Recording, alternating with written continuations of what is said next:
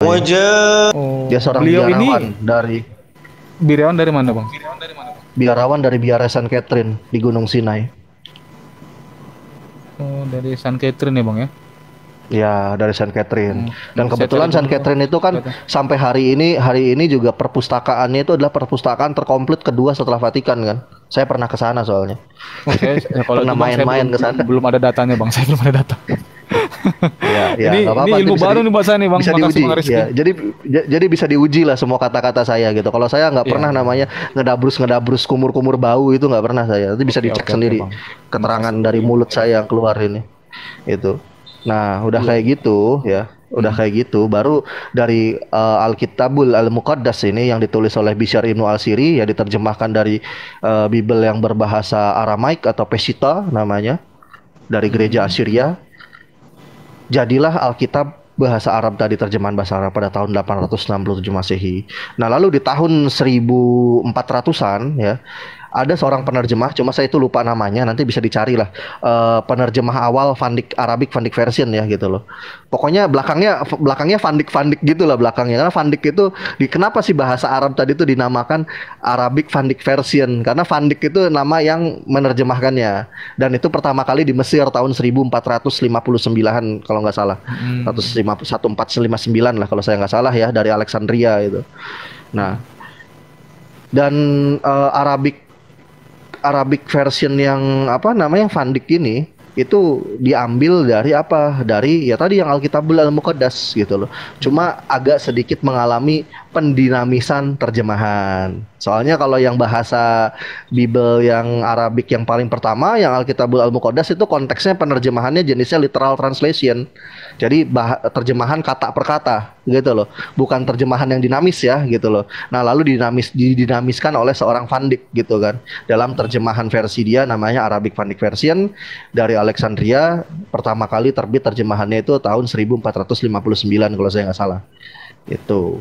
Nah, tadi yang saya tunjukin sama Abang itu adalah yang Van Dyck version. Begitupun juga sama di dalam Arabic Bible yang pertama kali yang tahun 867 Masehi juga sama.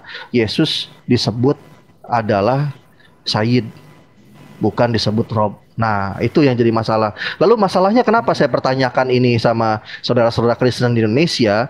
Oh, tanya sana sama Kristen Arab ya. Ini menandakan nggak pernah beli koleksinya LAI. Kebetulan saya banyak koleksinya LAI, Bang. Makanya kalau untuk bicara koleksi Bible ya, saya bisa berbicara, saya lebih Kristen dari yang Kristen saya. Kalau mau ngomong Oh, koleksi saya nggak, Bible LAI ya. kalau LAI Ya, saya nggak pakai, Bang. intinya. Saya pakai LTI, Bang. Oh, oh LTI. Iya. ILT mungkin bukan Iya, LTI, LT. ILT Salah. Indonesian ILT. Literal Nggak Translation. teras. Ya, Iya, itu nggak salah. juga sama dari LAI juga. LAI itu menerjemahkan beberapa jenis Saya, terjemahan. Satu namanya BIS ya, bahasa Indonesia sederhana. Ya, terus ada yang ND, ada juga yang Selebar, ada juga yang karena ILT Indonesia ILT Literal kan, Bang, dia Translation yang Abang sedikit pakai. menggunakan penggunaan kata Tuhan tadi itu lebih ke bahasa sebenarnya kalau ILT, Bang. Kalau Ya. yang LAI Berarti yang kalau gitu biasa, enggak. Berarti kalau gitu Abang memahami Markus 16 ayat 8 itu isinya cuma satu paragraf berarti, bukan dua paragraf. Karena kalau di ILT itu Markus 16 ayat 8 itu cuma satu paragraf. Hanya di TB yang jadi dua paragraf. Markus 16, Coba cek. Berhentinya di sampai kata takut ya. Markus 16 ayat. Markus 16 ayat 8, Bang. Coba dibuka. Kalau ILT harusnya cuma satu paragraf, nggak dua. Karena dua itu Hmm. ngacunya TBLAI, karena TBLAI ngambilnya dari terjemahan yang bahasa Latin. Atau, bukan Latin, tapi Vetus Latina. Nama kodeksnya Bobiensis. Oh, jadi ada tambahan paragraf ya. Ya, tapi tambahan paragraf di paragraf 2 Markus 16 ayat 8 itu cuma ada di dalam terjemahan. Karena kenapa? Kodeks Hmm. Bobiensis itu terjemahan, karena bahasanya bahasa Latin kuno. Kan bahasa asli Oh. PB bukan Latin kuno, tapi Greek Koine. Berarti terjemahan dong kalau bahasa di luar Greek Koine. Iya, iya benar.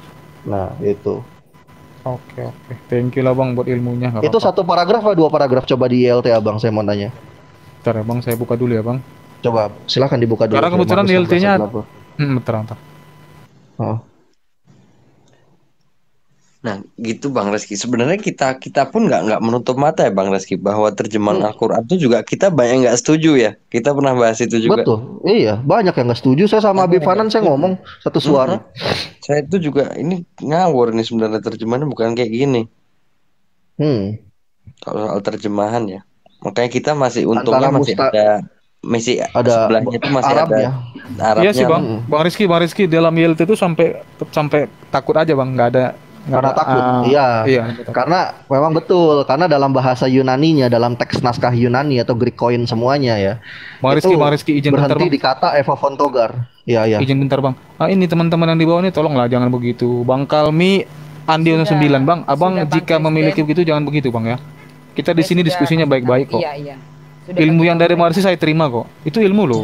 Jangan begitu bang. Ya, tolong para keyboard warrior. Aduh. Sebelum saya nyakan kamu dari room.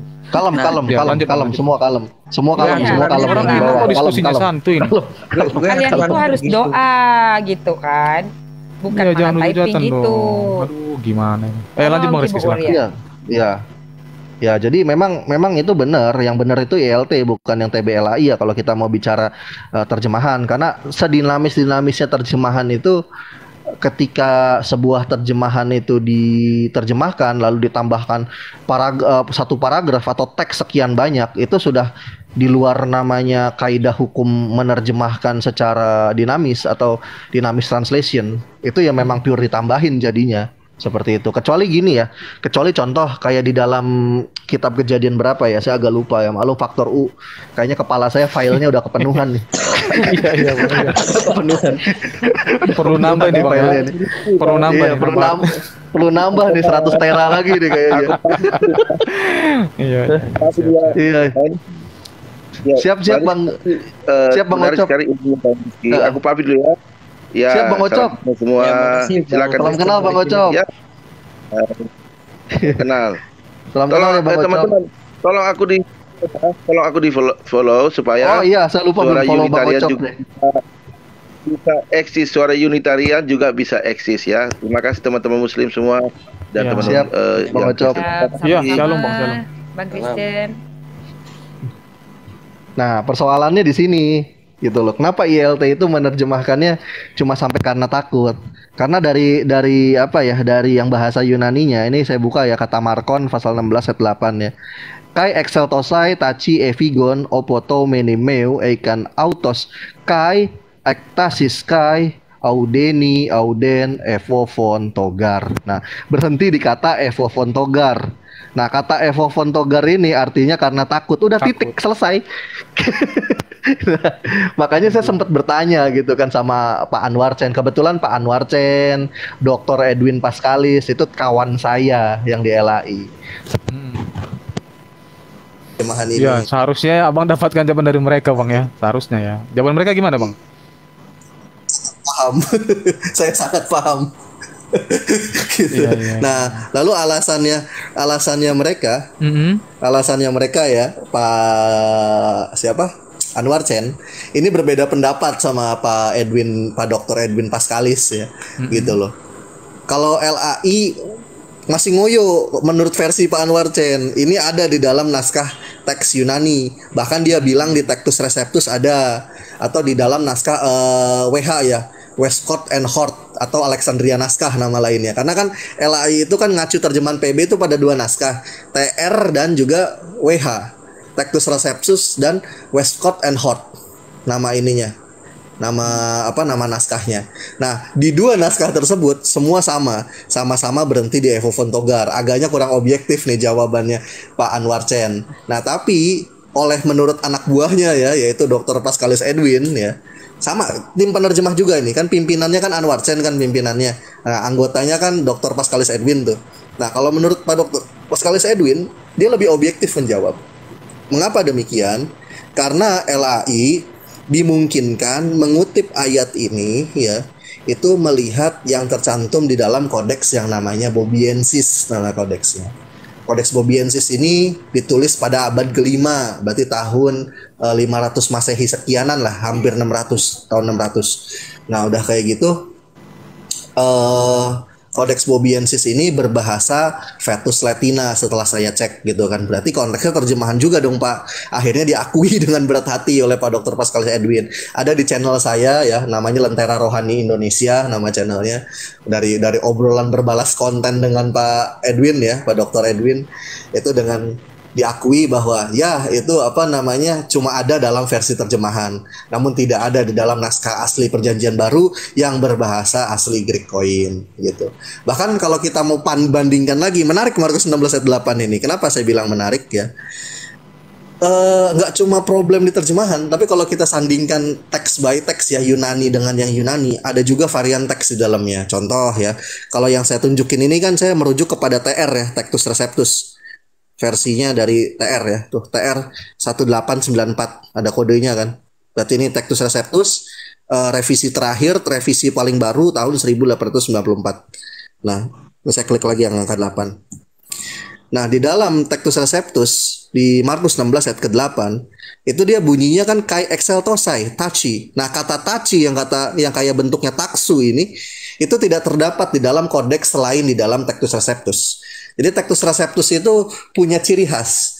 Jadi banyak naskah Greek Koine apapun ya sering digadang-gadang sama saudara yang Kristen. Oh ini dari kodeks tertua, oh ini dari kodeks ini. Saya cukup mudah untuk membedakan itu Textus Receptus atau kodeks yang tua gitu loh. Tinggal dibuka Markus 16 ayat 8-nya, lalu kita lihat ada kata taci nggak yang seperti taksu ini di dalamnya. Kalau ada itu ciri khas dari penulisan Markus 16 ayat 8 di dalam Textus Receptus revisi terbaru 1894.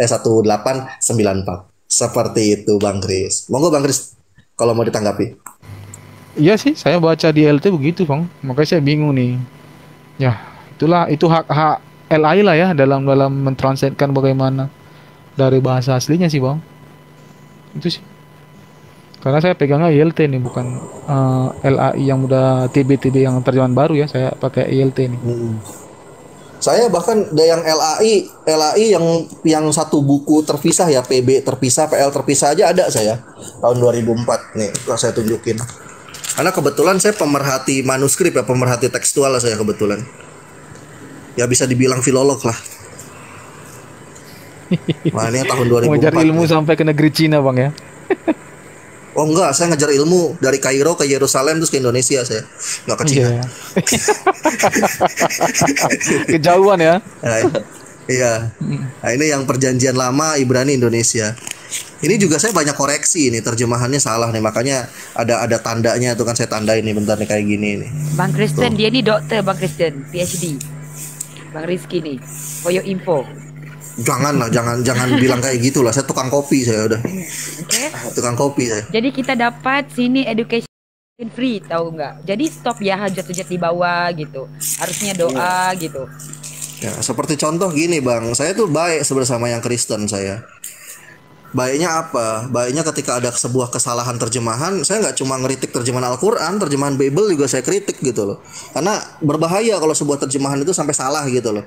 Bahkan berbahaya sekali dalam pemahamannya. Contoh seperti, aduh mana ya? Tadi kok penunjuk saya kok hilang?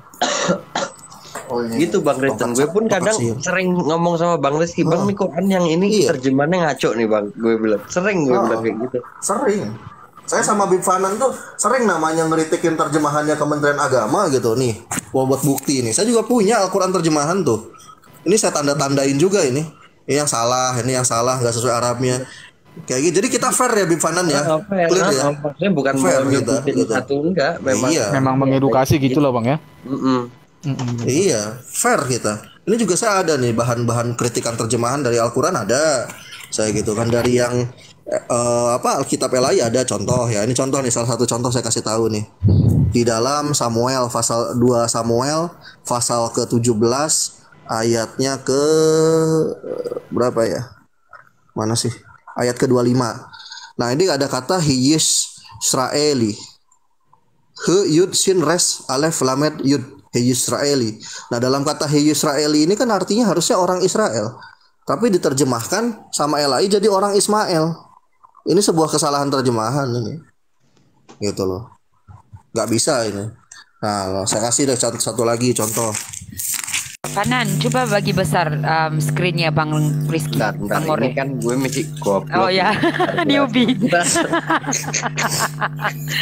Di setting itu. Bentar. Contoh lagi ini ada kata Sini, Beb. ya, ada kata seba sanim ya. Seba artinya 7, sanim artinya tahun. Tapi diterjemahkan oleh LAI menjadi 3 tahun. Nah, itu kan sebuah kesalahan terjemahan yang sangat fatal gitu. Jadi nanti kalau saya tanya gitu, ketika God menghampiri Daud ya, atau David atau Daud ya, itu dia akan memilih opsi akan datangnya 3 tahun masa kelaparan. Itu 3 tahun apa 7 tahun? Nanti jawabnya 3 tahun. Karena kenapa ya? Terjemahan LAI-nya 3 tahun soalnya. Padahal bukan 3 tahun ya, sebenarnya harusnya 7 tahun. Karena teks aslinya seba sanim. Seba artinya 7, sanim artinya tahun. Kayak gitu. Ya kurang lebih kayak gitulah. Bang Kris, masih banyak sih yang lain. Kalau saya mau bahas semua sampai subuh nggak kelar nanti. lanjut.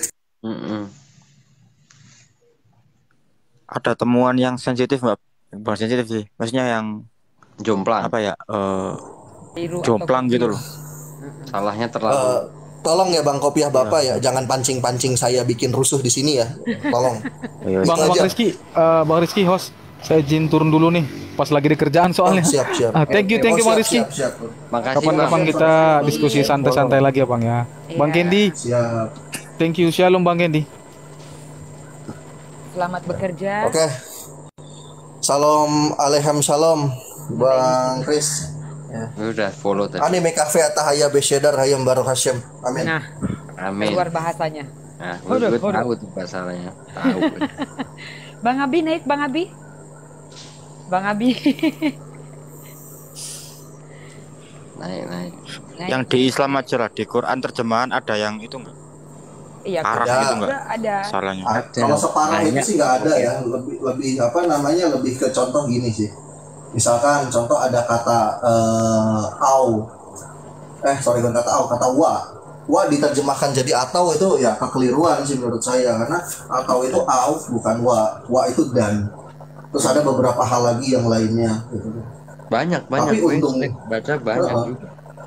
Iya, tapi untungnya kalau Muslim itu ketika kita baca terjemahan ya, ada terjemahan yang keliru sedikit ya, meleset dikit, itu kita bisa merujuk bahasa Arabnya gitu loh. Nah, tapi yang Iya. kasihan saudara yang Kristen gitu loh. Coba nih, isinya terjemahan semua kayak gini. Kalau terjemahan yang ini salah, terus mau kita ambil perbandingannya dari mana? Kalau Nggak semua saudara- yang paralel tuh bisa diinin nggak, Bang? Bisa jadi acuan nggak? Apa? Enggak juga sih, ILT juga banyak yang ngaco juga terjemahannya. Ada beberapa saya punya rangkumannya. Sampai ada 3.482 kesalahan terjemahan. Yang di paralel itu yang di Google. Yang di paralel di Google yang mana? Jadi kalau kita ngetik itu kan ada versi paralel, ntar ada analisis kata, ada apa segala macam. Oh yang di sabda.org beda. gitu ya. Kalau model paralel, ayat paralel tuh gini, Bib. Torana jelasin ya. Beda. Itu bukan ayat paralel konteksnya. Kalau bicara ayat paralel gini nih. Web paralel Gimana? Bang Reski maksudnya. Kalau kita buka di Google Apa? tuh misalnya Serem. ayat Oh. apa-apa itu kan keluar tuh sabda web ya, Pak Kopiah ya. Iya. Iya, Sabda. iya. Kan kata per kata diterjemahin kan. Nah itu bisa di Oh, ILT. Iya. Ya bisa, tapi akan jadinya apa ya? Akan jadinya agak sedikit geser, karena kenapa? Itu kan nggak ada penyesuaian pendinamisan grammar sama bahasa Indonesia. Jadinya agak sedikit rancu aja sih. Bukan rancu ya, agak sedikit aneh aja gitu dalam tata cara grammar Indonesia. Jadinya gitu kalau untuk kata per kata. Maksud gue gini Bang Reski, gue juga nggak mau terpaku pada terjemahannya yang ada gitu loh. Gue juga mau kadang pengen nyari sendiri. Wah ya, kalau pengen nyari sendiri ya harga matinya harus kayak Ana, Bib. Harus bisa bahasa Greek gitu Koin ya? dulu sama Ibrani. baru dan Lah ya, kayak tadi. maksudnya itu kan mending ada terjemahan perkatanya, bisa dicari juga kan. Cuman ya Nah, kita nggak masalahnya tahu gini, terjemahannya ketika juga. terjemahan iya, ketika terjemahan kata per katanya nggak sesuai sama konteks, kita mau kalau kita nggak Tarik paham kemana bahasanya, nggak buta bisa, bener-bener dari mana? Bener. Sebenarnya paling bisa sih, mungkin gini ya. Tar saya download ini dulu, download aplikasi Strong Number bentar. Tapi Halo, ini juga halo, Reski, host, aku keluar dulu ya. Ya. Thank you ya. siap Udah Candy, ngobrol-ngobrol. siap. Sorry ya, tadi kalau misalnya ada kata-kata kasar ya, bro. Iya nggak apa-apa, santai bro. Namanya Nanti manusia. lagi nggak apa-apa. Soalnya gue juga belum panas tidur dikit. juga, ya. Iya makanya Mungkin gua lagi- tadi bilang ngopi dulu, biar cerah. Iya, belum tidur Gak juga apa-apa bro. dari. Gue juga sorry ya bro ya kalau ada salah ya bro ya. Ya, sama-sama lah, ya. Ya udah, host, oke, thank you ya. Wah, Udah makasih banyak, Bang. Iya, nanti kapan-kapan Makasih, aku minta maaf lagi, juga. lagi. Oke. Ya sorry ya, oke, thank you ya. Selamat. Nah paling gini Bib. Nah ini udah jadi nih terjemahan, udah jadi nih aplikasinya nih. Tar. Jadi gini paling kalau mau ya. Cuma Ana juga belum pernah nyoba ya pakai ini akurat apa enggak. Tapi bisa dibilang ribet sih. Nah kalau antum mau pakai strong number, pakai aplikasi translation ini, gitu. Strong number. Ya nama aplikasinya sebentar. Apa sih tadi tuh? Hebrew and Greek Interlinear. Hebrew and Greek Interlinear Bible. Nah, jadi contohnya misalkan kita buka Hebrew and Greek linear ya. Oke. Udah ya ingat. Hebrew and Greek Interlinear Bible. Oke. Cuma kayaknya rada ribet sih gitu loh. Nggak segamblang tadi pas Ana nerjemahkan langsung gitu ya. Karena bener, kalau Ana interlinearnya di kepala soalnya. Gitu. Nah ini mungkin Jadi butuh maksud usaha gue juga nanti. Itu Bang Reski juga gue nggak mau buta juga pada terjemahan gue buat apa bukti argumen juga kan konyol juga kalau itunya keliru kan. Kayak gitu maksudnya. Nah itu paling bisa pakai aplikasi ini. Contoh ya Ini misalkan Mister Gabut nih. Habib apa itu nongkrongnya di room Kristen? Mabuk lagi. Gue kok ngucu gue tongkrongin. Nah gini Bib. Lanjut. Contoh nih. Misalkan ya ada kata-kata di sini. Misalkan kata apa ya? Logos, kata logos misalkan ya. Nih yang ini logos. Strong numbernya itu kan G3056. Ini bisa kita klik. Oh ini yang kata kerja, kata sifat, kata apa gitu ya? Ya penjelasan leksikal istilahnya, leksikologinya. Ya. Nah bisa jadi kata apa aja nih kalau diterjemahkan kan. Nah kita bisa menyesuaikan ini. Masya Allah, tadi saya sampai salfok, saya pikir tai gitu loh. Ternyata talk. Nah kayak gini. Oke. Bang More, nanya dong. Reason. Di Hazanah Kristen tuh kayak ada Ibnu Katsirnya nggak sih? Atau Jalalain? Kayak tafsirnya gitu. Tafsir ada, saya punya yang digitalnya malah lebih banyak lagi. Tuh tafsirnya. Ya? Nih, MHC, Yutli, TSK, Full Life ya komentari, Yerusalem, Hegelbert, MHCC, SH, Wycliffe. Gitu orang Kristen ngatain kita orang Islam agama tafsir, padahal ya di sana juga ada tafsir juga. Ya nggak apa-apa ya, itu maklumin aja karena mereka pengetahuannya sampai di situ. Gitu. Harus gimana kalau pengetahuannya sampai di situ? Mau kita paksain ya susah loh. Kita kalau membaca Al-Quran atau membaca Bible tuh kita sedang menafsir sendiri sebenarnya. Tafsir itu kan artinya penjelaskan. Kita juga menjelaskan dengan otak kita sendiri. Tapi jujur ya, kalau saya nggak nggak tertarik saya untuk menerjemahkan, bukan menerjemahkan ya, menafsirkan kitab orang. Jangankan kitab orang, kitab sendiri aja saya nggak mau menafsirkan saya. Ini mending ikut tafsiran yang ada. Gini Bang Morah, maksudnya kita tuh baca kan otak kita otomatis nafsirin sendiri kan, menjelasin ke kita sendiri kan. Tafsir itu artinya kan penjelasan ya. Ya penjelasan. Ketika kita baca kan itu jelas juga kan di kita. Ayamnya ada 2 misalnya, itu kan udah otak kita udah nafsirin sendiri sebenarnya. Nggak, maksudnya gini loh Bib. Apa ya? Terkadang kalau yang kita lihat ya, yang Anda sering lihat, dalam diskusi lintas agama baik Islam baik Kristen tuh kalau mau dibilang nggak sesuai kaidah dua-duanya semua sih kalau mau ngomong jujur ya. Yang muslim kadang lupa tafsiran di Al-Qur'an gitu. Maksudnya lupa itu melupakan ya, dengan sengaja melupakan tafsiran yang ada di dalam Islam gitu loh. Keluar konteks itu gitu loh. Untuk berhujah terkait Al-Qur'an, dia pemahamannya di luar itu gitu, di luar para mufasir yang ada. Satu itu. Begitupun juga sebaliknya yang Kristennya juga, bahkan yang Kristen lebih berani lagi gitu kan. Bible itu nggak bisa ditafsir, Bible itu nggak ada tafsirannya ya. Terus yang tadi saya tunjukin itu apaan? Komik Naruto. Tadi kan yang saya tunjukin itu tafsir Bible semua itu. Nah terus tafsir Bible yang ada, kalau mau dibilang Bible itu nggak ada tafsirannya, terus kita mau bilang apa tadi? Matthew Henry komentari, Yudli Yerusalem, MHCC komentari, bahkan ada yang lebih tua lagi namanya Asian Christian Commentary on the Scripture. Kita mau bilang itu kitab Naruto, komik bokep atau apa gitu. Nah ya, dari tafsiran tadi itu penjelasan Gini Bang More, tadi itu mereka juga berdebat soal ini, otoritas tertinggi di Kristen itu apa? Apakah Alkitab atau bapak-bapak gereja? Ada yang bilang Alkitab, ada yang bilang bapak-bapak gereja. Ribut tuh mereka. Otoritas tertinggi di dalam Kristen ya Yesus lah. Yesus di mata mereka. Tapi kalau yang Christian original tadi itu dia mengakui bahwasanya Yesus itu sebagai ini kan, nabi kan, penyampai kan tadi? Nabi, iya. Ya. Hanya utusan lah intinya. Utusan kan katanya tadi dia tidak, makanya mereka menolak ya Christian original tadi.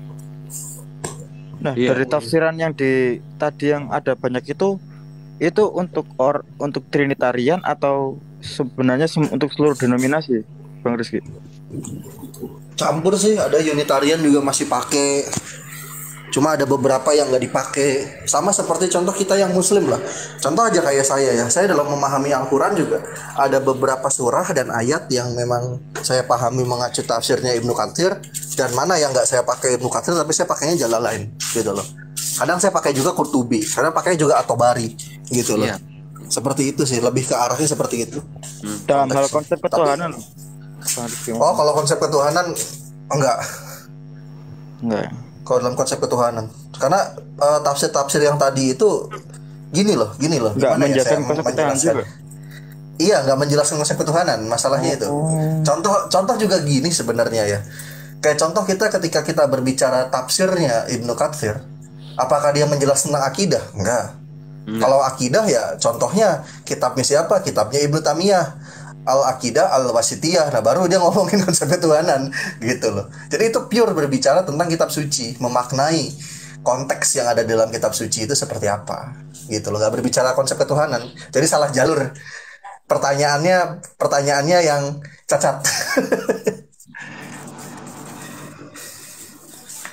Gitu. Lanjut. Makanya kita juga bingung kadang mau ngomong sama mereka. Gini Bang Reski, tadi itu kita sedang apa maksudnya apa yang lo tiga ini apa sebenarnya, sifat atau pribadi atau hakikat? Itu yang kita sampai sekarang tuh jawabannya beda-beda semua. Karena pemahaman mereka beda kan, Fanan. Kan sama udah bilang tadi, konsep mereka, perspektif mereka tuh jauh. Beda sekali. Jadi kalau mau cari persamaan nggak bakalan ketemu kalau titiknya. Berarti yang persamaan banget tuh Unitarian berarti ya? Ortodoks juga. Maksudnya kalau yang dibedain di mereka tiga itu adalah sifat, kita pun ada 20 malahan. Kayak gitu loh. Cuman kalau yang dibedain itu apa pribadinya, nah itu lain lagi udah. Masalahnya gini, Beb, bentar Beb. Ana pernah zaman dulu ya, zaman Ana masih jadi jongosnya Ulil ya. Dan sebenarnya males Ana ngomong kayak gini. Zaman masih jadi jongosnya Ulil. Tahu ya, kalau Ana udah bilang masih zaman jadi jongosnya Ulil berarti di mana gitu, tahu gitu. Oh ya. Masih zaman jadi, iya. Zaman masih jadi jongosnya Ulil gitu kan, masih ya liberal-liberalan gitu kan judulnya gitu kan.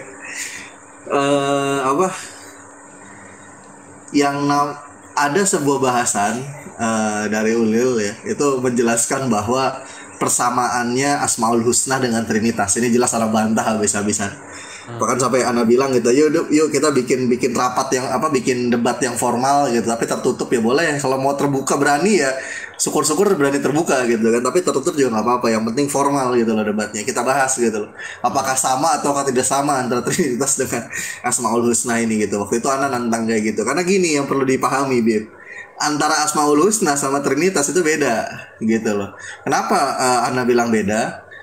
Ketika kita bicara memang judulnya sama-sama pribadi, sama-sama sifat antara Asmaul Husna dengan Trinitas. Tapi jangan kita cuma mentok di judul gitu loh. Itu sangat tidak cerdas gitu loh kalau kita mentok di judul. Kita gali dalamnya, kita kupas nih bungkus permennya. Lalu kita lihat permennya warna apa, lalu kita masukin mulut, lalu kita rasain tuh permen rasanya apa. Maka kita akan kelihatan di situ bedanya. Kan gitu ya. Analoginya seperti itu gitu loh, logikanya. Nah, lalu dari sini apa sih perbedaan yang paling mencolok? Gampang, nggak perlu mikir terlalu dalam. Antara Asmaul Husna dengan Trinitas itu jelas berbeda. Kalau Trinitas itu absolut, sedangkan Asmaul Husna itu sifatnya abstrak. Abstrak dalam arti apa? Ketika berbicara nama, ya contoh misalkan Ar-Rahman, Ar-Rahim, Al-Qudus gitu kan. Itu hanya sekedar nama, just name. Sebutan. Nah, berbeda dengan Bapa, Putra, dan Roh Kudus. Ini nuzul absolut, ada wujud dia, mewujud mereka tiga-tiganya, gitu loh.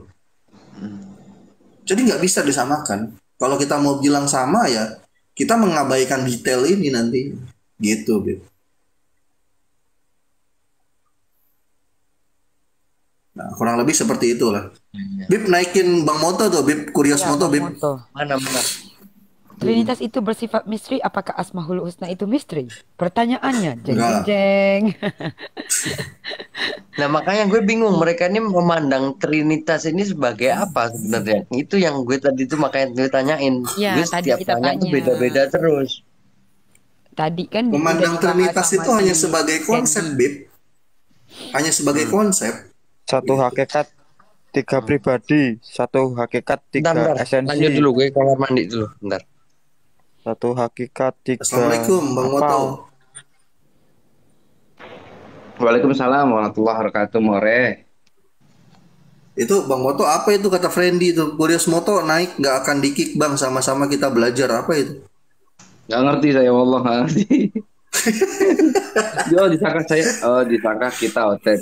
Disangka saya oten. Iya. Emang ini emang oten ini emang oten. Oten Ahlus Sunnah wal Jamaah ini yang ini.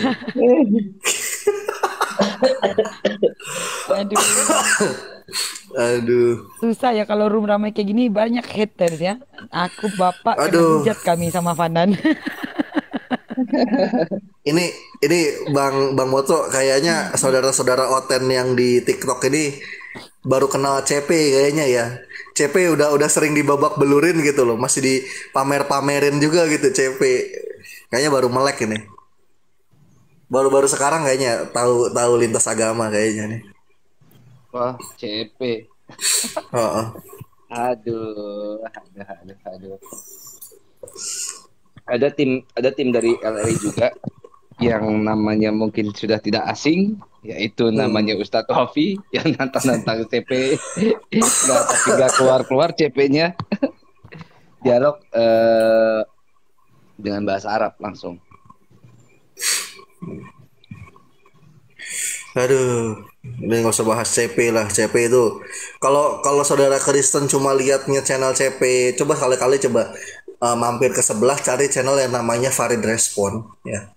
Itu Farid Respon itu kawan saya ketika zaman di SC Dakwah, di Speaker Corner Dakwah dulu. Nah, di sana Farid Respon itu sering banget namanya nempelengin CP. Dicek. Jadi biar apple to apple gitu loh. Itu. Aduh, CP.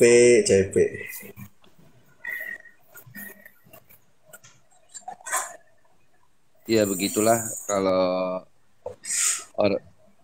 orang itu baru sebenarnya gini juga sih More. Ini kalau saya pribadi, mungkin More sama yang lain mungkin insya Allah sama gitu. Jadi ketika kita ngeliat Ahmad Didat, Syekh Ahmad Didat gitu kan, sampai Dr. Zakir Naik itu ketika dia memberikan argumen, saya juga biasanya melihat dari dua sisi jawaban dari teman-teman Kristen itu seperti apa gitu. Jadi ya tinggal nanti balik-baliknya ya, perspektif mana yang akan digunakan itu aja. Kayak ini gue makin bingung ini ya. Kok saudara-saudara Kristen itu kalau yang nggak pernah naik ya cuma bisa jadi keyboard warrior itu. Kok kebanyakannya tuh kepalanya tuh kayak di telapak kaki gitu loh. Otaknya tuh kayak di telapak kaki gitu loh. Kalau bahasa Karena kenapa nih satu nih kepala lutut. iya nih, ini harus saya baca lihat nih setia kasih ya. Selagi Reski menyamakan Allah Subhanahu wa taala dengan Yudhawauhe, tetap dia masih sesat versi Islam. Yang menyamakan siapa? Yang menyamakan orang Yahudi, coy. Yang menyamakan orang Yahudi, contoh Rai Basadia Gawon, contoh rabi-rabi yang sekarang ya, yang kontemporer nih, kayak contoh Rabi Tovia Singer, kedua juga guru saya ya, Rabi Ben Abrahamson gitu loh.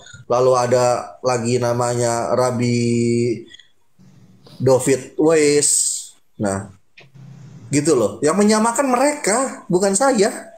Kok dituduhkan ke saya? Kan lucu kalian. Terus satu lagi gini nih. Ini kadang-kadang unik nih. Saya bisa mengklaim nih. Para oknum-oknum oten ya, oknum Kristen yang jadi keyboard warrior di bawah ini waktu kecilnya ini kurang susu formula nih dari ibunya. Makanya agak sedikit apa ya? IQ-nya jongkok gitu loh.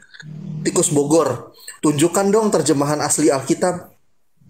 Dia minta yang asli tapi terjemahan gimana sih Bang Moto? Saya nggak ngerti Bang Moto. Iya, minta terjemahan asli Alkitab, udah terjemahan asli lagi.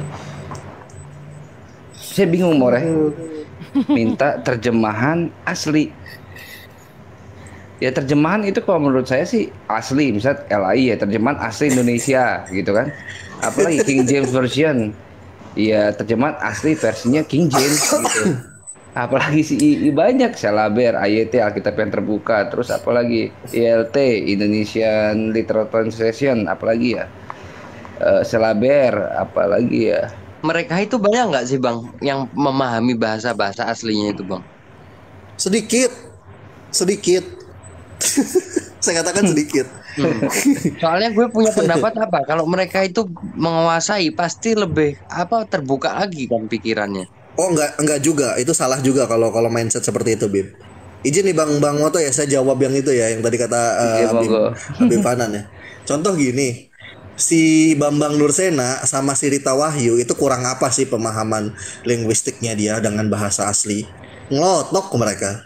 Tapi ketika sudah dogmatika gitu kan, bukan menghelmi istilahnya, menyelubungi gitu kan kepala mereka, ya mereka akan cari bagaimana caranya itu akan sesuai dengan dogma mereka. Lalu mereka pelintir sana, pelintir sini, tipu sana, tipu sini.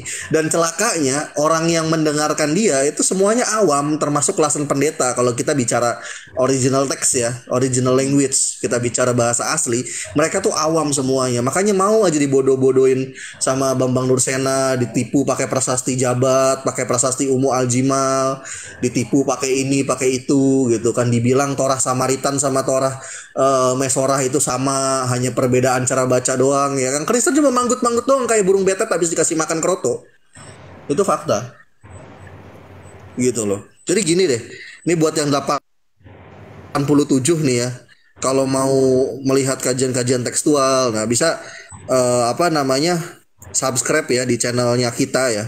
Channelnya saya, channelnya Bang Bonto, namanya Lentera Rohani Indonesia. Nah, biar pintar di sini. Di sini juga diulas juga Bambang Nursena. Itu ada pertanyaan Bang More. Dari manakah asalnya cerita asal usul perkembangan bahasa? Coba. Cerita perkembangan asal bahasa?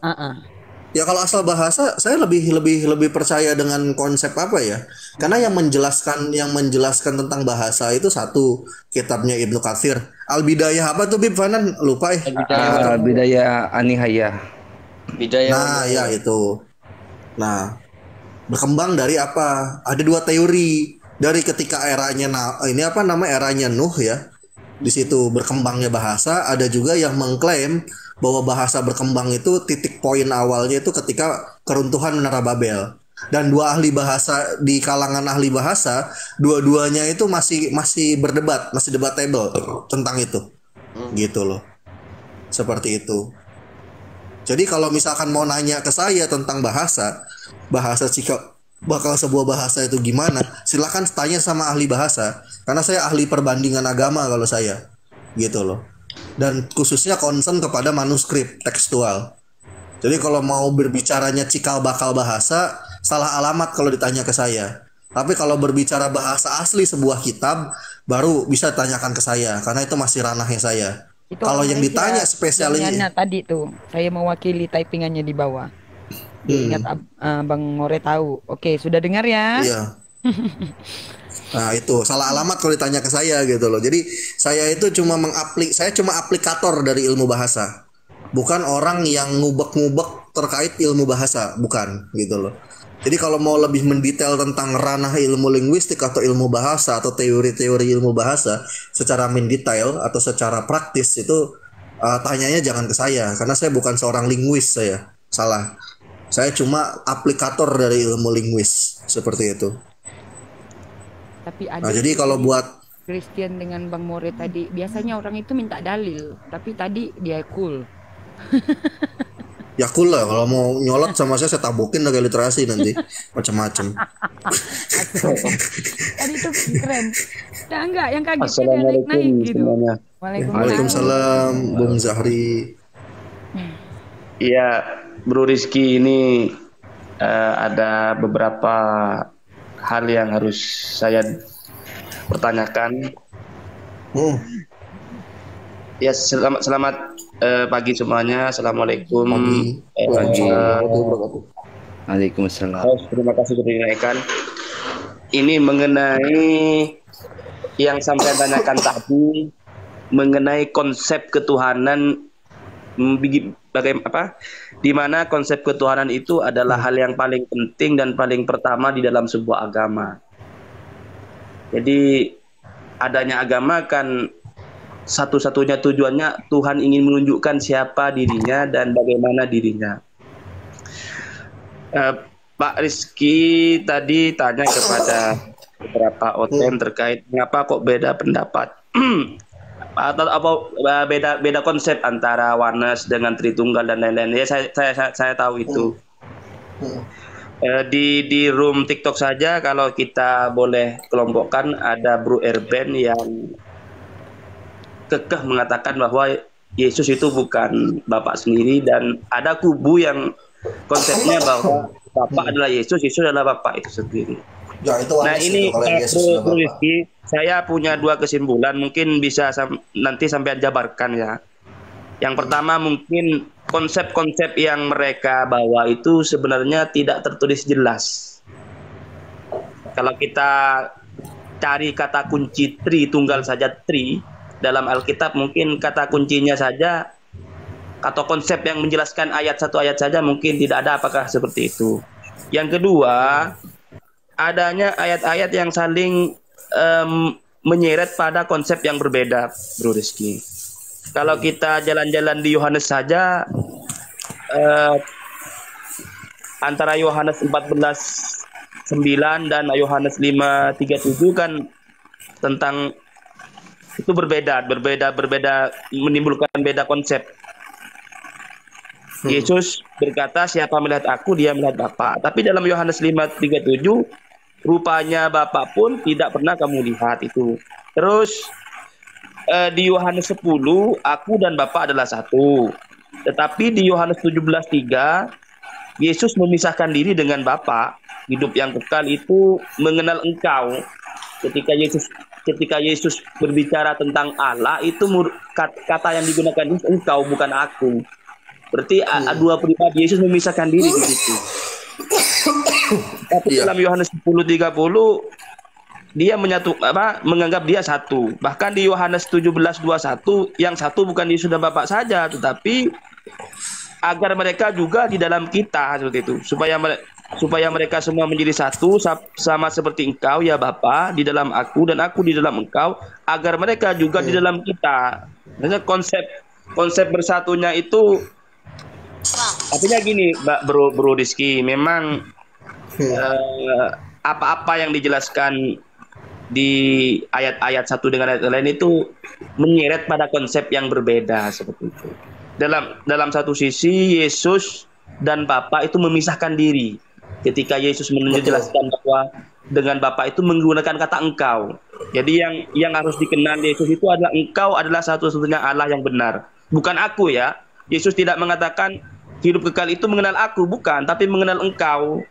Dan di dalam ayat selanjutnya Yesus menegaskan kembali dan mengenal Yesus sebagai utusan yang telah engkau utus. Jadi memang mungkin itu bisa dijabarkan oleh Bro Rizky yang mengetahui teks-teks aslinya. Sekian, terima kasih. Iya, seperti tadi ya, jawabannya singkat sih arahnya. Sebenarnya kalau izin ya nanti ya Pak Zahri ya, kalau saya salah tangkap ya. Pak Zahri di sini mempersoalkan dari teks asli itu sudah sepadan dengan terjemahan atau bukan konteksnya? Saya tidak tahu teks asli. Oh iya. Berdasarkan paham. Jadi pertanyaan Bung kita tadi, kenapa kok beda konsep? Ya asal kenapa kok beda konsep tentang ketuhanan di dalam Kristen? Ya satu, memang konsep ketuhanan itu tidak tertulis jelas seperti konsep Tritunggal. Mana ayat yang menjelaskan itu Tritunggal? Kata-kata tri kan saja tidak ada satu yang satu. Yang kedua, tentang konsep Yesus dan Bapa satu. Dibantah oleh Yohanes 17:3 yang dimana Yesus itu memisahkan diri dengan Bapa. Ketika dia menjelaskan Bapa menggunakan kata engkau, ketika dia menjelaskan dirinya menggunakan namanya dirinya. Jadi bahkan beda label. Ketika engkau itu dilabeli satu-satunya Allah yang benar. Kalau Yesus dilabeli sebagai utusan. Nah, ada pemisahan di situ. Tapi di Yohanes 10:30 bahkan Yohanes 17:21 Yesus dan Bapa adalah satu, bahkan Yesus dan mereka dan Bapa juga satu seperti itu. Jadi Bro Rizky sebagai dan Bu Kriosmoto sebagai orang yang ahli bahasa asli, bagaimana cara menanggapi ini seperti itu? Ya kalau saya sih menanggapi itu ya, apa yang disampaikan oleh Pak Zahri udah bener. Dan apa yang dijelaskan dalam terjemahan juga itu sepadan dengan original teksnya, sama seperti itu. Gitu loh. Dan itu bukan berarti sedang menyamakan derajatnya kan sebenarnya. Itu kan filsafat berpikir bahasa sebenarnya. Aku dan Bapak adalah satu itu. Iya, nah, cuma di sini perbedaannya gini loh di sini. Kenapa tadi jadi beragam pemahaman? Sama juga sebenarnya dalam kita yang dalam Islam sih. Dalam Islam juga ada kelompok ulama yang memahami sebuah firman itu anti takwil. Membacanya harus berdasarkan apa yang tertulis pada teks, gitu kan. Jadi semua ayat tuh harus dimaknai secara mukamat semua, secara jelas semua gitu. Ada yang kayak gitu. Nah, kelompok-kelompok perbedaan landasan berpikir yang seperti ini yang menyebabkan pemahaman-pemahaman tadi ya berbeda konteksnya gitu. Dan juga kalau dibicarakan soal Trinitas apakah nggak ada di dalam Al-Quran? Kalau secara dalam Alkitab, secara konteks yang eksplisit memang nggak ada kata Trinitas secara eksplisit. Namun para pengagum Trinitas ya mengklaim bahwa di Alkitab tuh ada ajaran Trinitas ya ketika disebut 3 poin tadi gitu, tiga oknumnya, yakni Bapa, Putra, dan Roh Kudus. Hanya sebatas itu klaim legitimasinya. Itu sih tanggapan saya.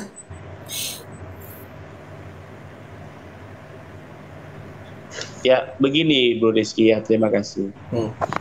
Ketika kita pakai konsep Oten yang mengatakan bahwa Yesus dan Bapa adalah satu, itu dibantah juga dengan ayat-ayat lain di mana Yesus lalu mengatakan Bapak di surga, sementara Yesus itu di bumi seperti itu. Jadi satu dari apanya kan seperti itu.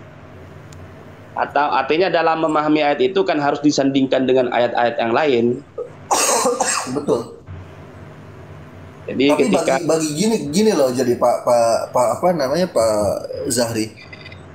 bagi para penganut ya, bagi para pengagum sebuah konsep varian tertentu dalam kekristenan, mereka akan membuat sebuah penjabaran ayat, sebuah eksegesis melalui metode hermeneutika dalam sebuah ayat tersebut untuk sesuai dengan konsep yang mereka kagumi, yang mereka mau, seperti itu. Gitu loh konteksnya Pak Zahri. Terus kalau kita pada konsep mereka yang mengatakan bahwa Yesus dan Bapak bukan satu pribadi seperti Bro RP itu. Katanya di surga itu ada dua pribadi, ada Bapak, ada Yesus. Bertabrakan dengan konsep Tuhan, keesahan Tuhan. Lalu siapa yang disembah sekarang itu kan? Apakah persoalannya Pak Zahri ya. Ini maaf saya potong lagi. Persoalannya mereka punya pemahaman esa sendiri berbeda dengan orang pada umumnya seperti kita. Esa itu dalam konsep mereka itu bukan esa yang tiada bandingannya, tapi ketika ada dua oknum menyatu gitu kan, satu posisi, satu derajat, mereka akan sebut itu esa. Jadi mereka punya pemahamannya sendiri. Makanya saya sering bilang gitu kan, saudara-saudara yang Kristen itu terkadang demi mengukuhkan teologisnya ya, yang menurutnya benar, ini dengan cara memperkosa ranah bahasa, memperkosa ilmu bahasa gitu loh. Jadi mereka itu punya penjabarannya terkait esanya sendiri gitu loh. Gak sama seperti kita Pak. Nah makanya terkadang kenapa pembahasan antara Kristen dengan Islam itu bisa menjadi sebuah perdebatan yang awalnya elegan bisa mendadak jadi chaos gitu loh. Saya pernah membahas itu waktu mengisi kajian Kristologi ya di Pondok Pesantren Al-Hadid Gunung Kidul Yogyakarta. Waktu itu saya bilang kenapa antara Islam dan Kristen ini saling memaksakan parameternya kepada lawan bicara, seringkalinya gitu. Contoh juga ketika Pak Zahri ya tadi membicarakan konsep esa dalam perspektif Muslim nggak bisa diaplikasikan ya, nggak bisa ditempatkan kepada konteks esa dalam perspektif yang Kristen. Begitupun juga sebaliknya, konteks perspektif esa dalam perspektif Kristen itu nggak bisa diaplikasikan di dalam esa dalam perspektif Islam. Seperti itu Pak Zahri. Aku izin menambahkan ya More. Iya, siap Bang. Jadi aku dan Bapak adalah satu. Ini satunya satu dalam apa gitu. Ini harus dieksegesis, jangan diexegese. Artinya jangan disola scriptura secara mentah, atau jangan dimaknai secara benar-benar literal. Aku dan Bapak adalah satu, ya benar-benar udah gitu aja. Benar-benar secara literal. Ini harus ditafsirkan atau dieksegesis. Kenapa? Satunya ini satu apa? Satu hakikat. Kalau satu hakikat itu nanti jatuhnya akan kena di Yohanes 5:26 gitu kan, bahwa Bapa mempunyai kehidupan sendiri, sama anak juga punya kehidupan sendiri. Terus satu apa lagi? Secara satu jasmani ya nggak mungkin. Ini memang harus secara, kalau satu jasmani itu akan gini, aku dan Bapak adalah satu. Jadi Bapak itu berambut panjang, pirang, bermata biru, mempunyai kumis dan jenggot gitu kan. Ya seperti apa yang kita lihat di dalam penggambaran lukisan-lukisan inilah, lukisan-lukisan Yesus kan nggak seperti itu.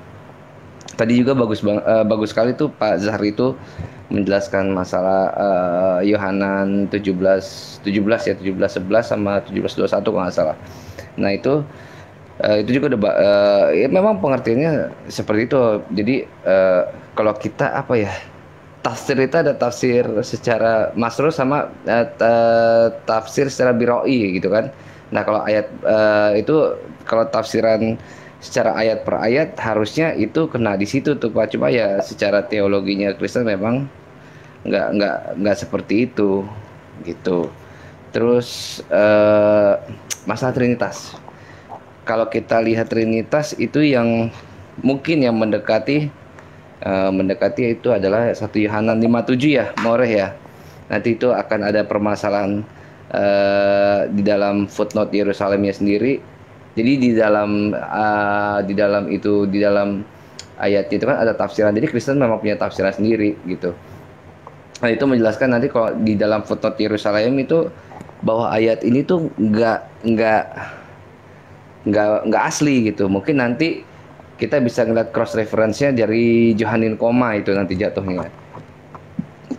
Terus ada satu lagi dari ini ya, dari teologis Bambang Dursena.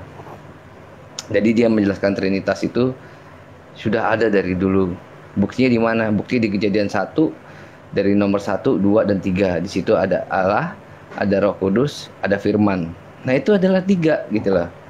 Sebenarnya kalau dia menggunakan parameter terjemahan ya saya bisa katakan ini benar. Tapi ketika ini akan semua dikembalikan ke teks aslinya, makanya akan bubar jalan.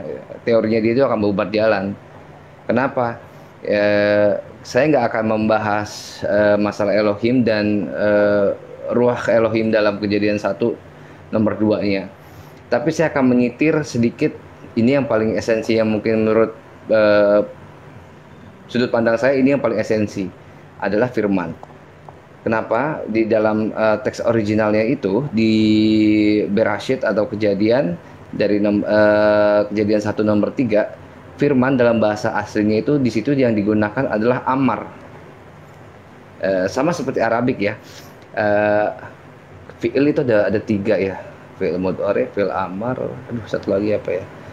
Nah itu kalau amar itu dalam misal Ibrani, Vayomer Elohim Yehior wa Yehior, atau Vayomer Elohim El Moshe bla bla bla bla selanjutnya. Jadi kalau kata ada Vayomer atau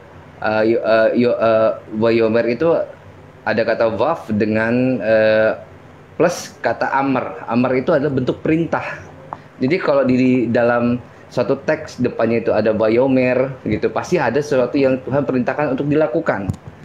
Nah, sayangnya Yesus itu bukannya Amar Elohim tapi Dafar Elohim, atau gagasan atau ide atau gagasan dan ide itu dituangkan dalam kata.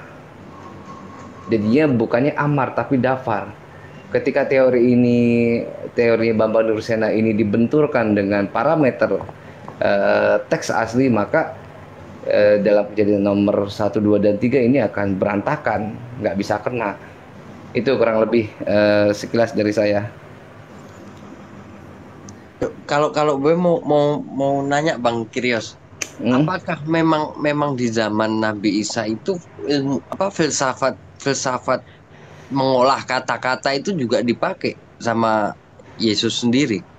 Contohnya seperti ini, yang ini misi asumsi gue ya, ketika dia bilang aku sudah ada sebelum Abraham jadi, itu sebenarnya kan ditafsirkannya banyak memang dia itu udah ada dari dulunya. Kalau gue lihat dari sudut pandang gue sendiri, ketika dia bilang aku sudah ada sebelum Abraham jadi, itu maksudnya dalam pengetahuan Tuhan. Filsafat berpikirnya itu nyampe di situ dia. Jadi semua manusia pun sebenarnya berhak berkata seperti itu kan. Karena semua manusia itu sudah ada dalam pengetahuan Tuhan sebelum Abraham jadi, sebelum Adam jadi pun. Kalau dari sudut filsafat berpikir seperti itu kan masuk juga kan sebenarnya. Ya, iya, kita juga sama, kita semua sebelum kita dari zaman dulu gitu ibaratnya, ketika kita tinggal nunggu list antrian aja akan masuk dalam rahim siapa kan gitu ya. Sudah ada di pengetahuan Tuhan kan. Walaupun kita belum tercipta, memang udah ada dalam pengetahuan Tuhan. Makanya sebenarnya itu kan bahasa-bahasa filsafat berpikir kan. Ketika berkata aku dan Bapak satu itu ya nggak jauh dari situ juga sebenarnya. Itu kayak bahasa aja yang dipakainya di situ. Barang siapa yang melihat aku berarti melihat Bapak, itu kan filsafat semua sebenarnya kan. Iya, jadi dalam visi dan misi itu makanya kan Yesus kan bilang banyak di ayat selanjutnya itu kan kalau nggak salah Yohanes 10:30, nanti di ayat selanjutnya di bawah-bawahnya itu Yesus bilang banyak pekerjaan yang berasal dari Bapakku yang kuperlihatkan kepadamu gitu ya. Benar. Pekerjaan mana yang di antara itu menyebabkan kamu itu membenci saya gitu. Jadi manifestasinya bahwa Yesus ini sang aplikator dari keinginannya Bapa gitu. Benar. Setuju. Kayak saya seorang marketing, Habib Hanan tuh bos saya gitu kan. Jadi nggak usah ketemu bos saya, ketemu saya aja gitu, karena saya tuh nggak usah ketemu bos saya, apa yang kamu tanyakan pasti jawabannya akan sama dengan bos saya, karena kita satu tim, karena kita satu kerja, satu kantor, karena kita satu PT, karena kita satu birokrasi gitu kan, satu visi dan satu misi gitu kan. Terus Benar. saya menjelaskan produk ini nih, saya ngasih ke kamu, ada product knowledge yang saya paparkan seperti ini gitu kan. Nah dari pemaparan saya, hal yang mana sehingga kamu bisa menolak produk saya? Kan begitu kurang lebih saya menjelaskan ke orang-orang calon customer saya gitu kan. Jadi nggak usah ketemu bos saya sibuk, dia mungkin sekarang lagi di luar negeri gitu kan, ngurus beberapa project beliau gitu kan. Nah sama aja, ketemu bos saya dan ketemu saya itu sama aja, nanti jawabannya sama kok. Orang secara SOP kita tuh memang ada polanya, ada patternnya kalau untuk menjawab pertanyaan-pertanyaan. Dia juga gitu kan. Iya. Tapi ingat ya, gue bukan bos Fanan ya. Gue bukan bos Fanan ya. Gue adalah marketingnya. Itu yang harus ditegaskan sama sama customer saya gitu. Jadi jangan mentang-mentang saya ngomong saya sama bos saya atau saya sama Habib Fanan itu sama, bukan berarti saya itu bos dalam perusahaan itu, enggak. Saya tetap pesuruhnya bos Fanan gitu. Yang bos ya tetapnya bos Habib Fanan gitu. Benar. Iya itu kan maksudnya filsafat berkata-kata kan, apa? Iya. Kerangka berpikirnya dia sehingga membuat kata-kata seperti itu sebenarnya cerdas banget. Jawaban cerdas kalau menurut gue. Mana ada nabi nggak cerdas kan? Oh iyalah. Nabi nggak cerdas.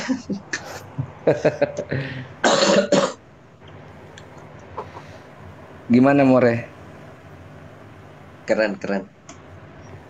Iya keren. Cuma saya masih ketawa aja sih sama chatan di bawah ya. Kok kayaknya banyak banget gitu saudara-saudara Kristen yang bilang Islam agama tafsir gitu. Emang di agama Kristen nggak kenal tafsir gitu. Makanya saya jadinya pengen tunjukin ini gitu loh.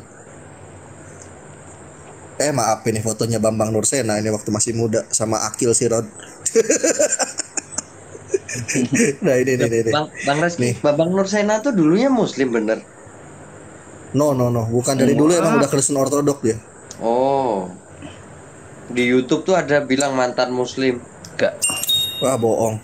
Iya kok. Nah, ini ada nih tafsiran yang ditampilkan ya. Ini tafsiran Bible semua tuh. Ini tafsiran Bible ini bukan tafsirannya. Coba More, nah itu kan MAC, Yutley itu bawahnya ada tulisan tafsiran Alkitab Yutley, TSK, Treasury of Scripture Knowledge, Fullite, penuntun hidup berlimpahan, Jerusalem gitu kan, atau nggak kelihatan namanya. Jadi dari Yutley deh, tafsiran Alkitab Yutley, berarti ini tafsiran. Ada itu tafsirannya. Ya nggak apa-apa sih kalau mau nggak dianggap tafsiran. Setuju nggak kalau ini saya sebut komik bokep setara hentai? Enggak, ketika ada penceramah yang membahas Alkitab itu juga sebenarnya dia sedang mentafsir juga secara tidak langsung. Ceramah-ceramah di gereja atau apa itu kan mentafsir juga. Ya sekelas Herdi aja itu nggak tahu kalau ada tafsiran MHC, itu baru kita kasih tahu. Itu mungkin dialog saya, dia membantah saya, nggak ada dalam Bible itu, dalam Alkitab itu tafsiran, nggak ada. Begitu saya jelaskan, saya paparkan, saya screen waktu itu di Zoom, dia ketawain dia sama orang-orang. Ya kalau nggak ada tafsiran nggak mungkin berbeda lah mereka. Adanya perbedaan tuh karena ada beda tafsir sebenarnya. Iya, terus yang saya bingung gini loh. Terus kalau Kristen nggak kenal tafsir, terus ini apaan nih? MHC ini apaan? Yutli ini apa? TSK ini apa? Bahkan ada yang lebih tua lagi yang Bang Moto tahu pasti. Asian Christian Commentary on the Scripture itu apa? Itu komik Kama Sutra, komik bokep, komik hentai, komik esek-esek gitu. Iya. Lalu gini, Bro Rizky, apa namanya? Di antara penafsiran-penafsiran yang sampean paparkan itu, apa landasan mereka di dalam menafsiri Alkitab? Karena begini, satu, kita tahu bahwa seperti ayat yang saya singgung tadi, ketika ada ayat berbunyi aku dan Bapa adalah satu. Kalau di Al-Quran kan penafsiran yang paling utama adalah tafsir Quran bil Quran, artinya menafsiri ayat Al-Quran dengan ayat Al-Quran lagi. Iya, ayat menerangkan ayat. Iya, betul. Jadi begini, ketika ada ayat bahwa aku dan Bapak adalah satu, lalu mereka harus berpikir apakah satu hakikat atau tidak. Ketika mereka satu hakikat, maka harus mencari ayat-ayat lain yang mendukung. Sementara ayat-ayat lain yang mengatakan Yesus dan Bapa adalah satu hakikat itu tidak ada. Banyak ayat yang menyatakan bahwa Yesus dan Bapa itu dua hakikat. Yesus seringkali menjadi subjek, Bapa menjadi Yesus seringkali menjadi objek, Bapa menjadi subjek. Yesus memisahkan diri dari ayat lain dengan Bapa dan ayat-ayat yang lainnya.